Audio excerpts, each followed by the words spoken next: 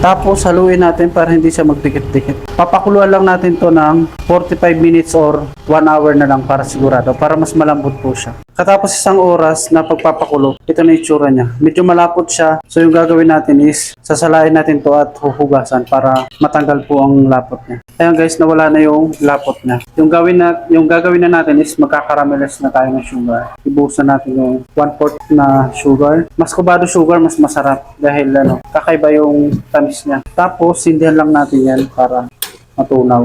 Pag ganyan na natutunaw na, pwede na natin ilagay yung ating pearl. Maglalagay tayo ng konting tubig para hindi sobrang lapot. Kayo na magtansya kung gaano karami. Kung gusto nyo lang ganyan lang, pwede na yan. Tapos pakuluan lang natin siya ng mga 3 minutes. Kaya kinakaramelize natin to ng ganito, yung black sugar, para mas kumapit pa po yung lasa ng ating sugar dun sa pearl. So ayan guys, tapos na ng ating black pearl. Makita nyo, sobrang lapot.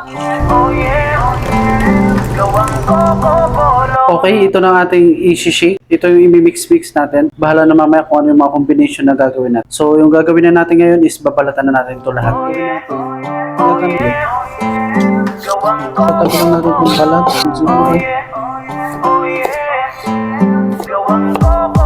Gusto mo bang magmerienda yung di pagsasawaan? Halika na't samahan mo kami at tikman ang shawarma na talagang pinagkakaguluhan. Dahil sa sobrang sarap abay nagkakaubusan. Meron tayong buko shake, meron din na halo-halo. Pag iyong natikman, siguradong di ka talo. Merong mango shake, tsaka mango graham. Sulit ang sarap lahat pag natikman.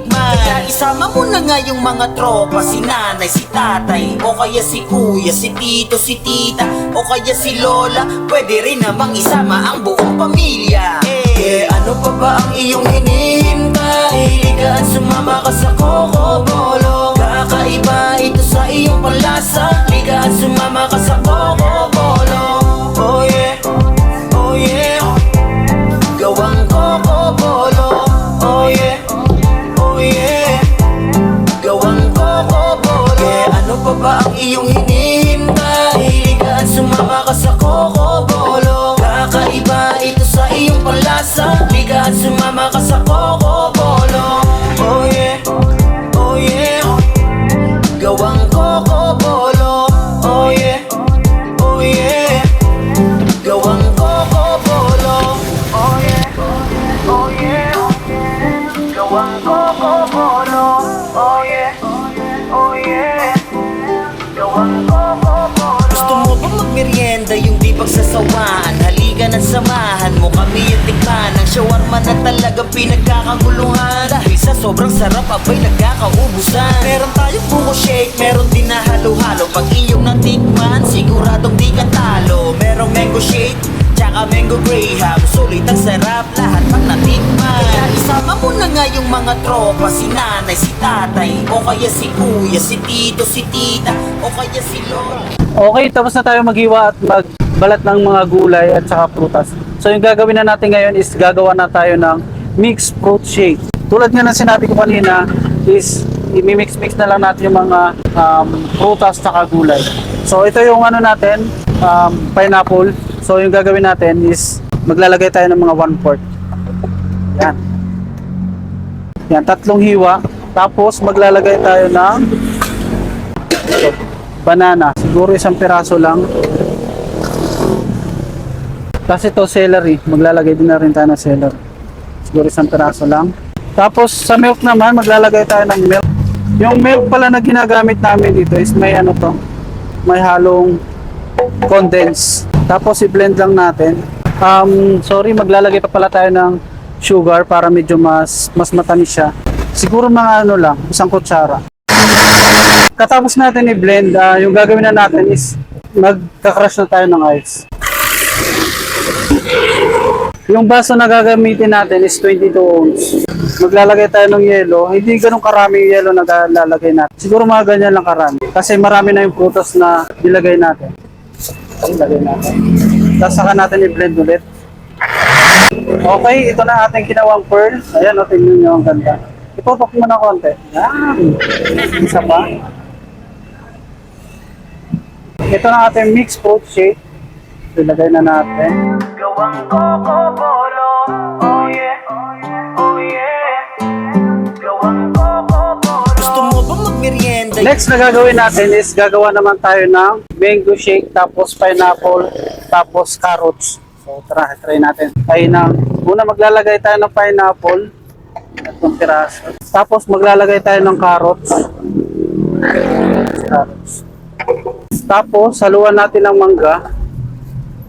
Haluan natin ng mangga para kakaiba. Yung gamit namin pang takal dito is 1/3 cup. So maglalagay tayo ng 2 takal. Maglalagay din tayo ng sugar. Isa't kalahating kutsara. I-blend na natin. Full na full. Hindi mo rin tingnan. Kaya ano mo sa akin, sisisi mo sa akin. Di magtingin ka din. Cut! Huwag mong subukan. Masisira ang buhay mo. Ito na ating mango, carrots, ano ba yung isa? Mango, carrots, pineapple, ayun. Okay, ito na ating mango, carrots, pineapple. Ayan. Ganda. Ganda ng kulay niya. Okay, tapos maglalagay tayo ng pearl on top. Para medyo kakaiba naman. Ayan na. Isa pa. Tapos takpan na natin yan.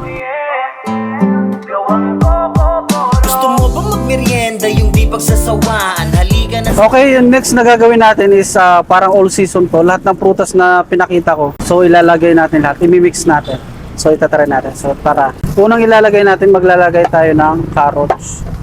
Carrots, banana, mangga. Maglalagay din tayo ng celery. Carrots, isang piraso na lang. Ito, yung cucumber, maglalagay din tayo. Pineapple. So yung gagawin natin, dahil medyo marami yung prutas na nilagay natin sa kagulay, yung gagawin natin 3 takal na 1/3 cup.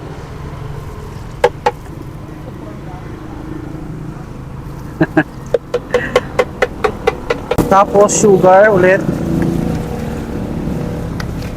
3 takal. Okay, maglalagay ulit tayo ng ice. Ayan. Dahil medyo maraming gulay at prutas yung nilagay natin, isang puno na yung ilalagay nating yelo. Tapos i-blend lang natin yan. Okay, ito na ating all fruits and vegetable. Yan. Wow. Tapos maglalagay ulit tayo ng pearl. Guys, yung pearl pala optional lang naman to kung gusto niyo maglagay. Tapos takpan na natin. Okay, tikman na natin ang ating ginawang mixed fruit shake. Unang ginawa natin is may pineapple, sugar, tsaka yung carrots. Sarap. May banana pala to. Sobrang lambot. Tikman naman natin tong isa. Pineapple, mango, carrots. Medyo may asim siya dahil dun sa pineapple. Tapos yung lasang-lasa mo rin yung carrots. Sarap. Refreshing siya. Pwede mo siyang pambenta. Sa may gustong magpagawa ng mga shake, ayan, i-comment nyo na lang dyan sa comment section at itatry kong gawin. Yan. So hanggang dito na lang muna. See you next week pag hindi ako busy. Dahil maggagawa pa tayo ng shawarma. Bye-bye.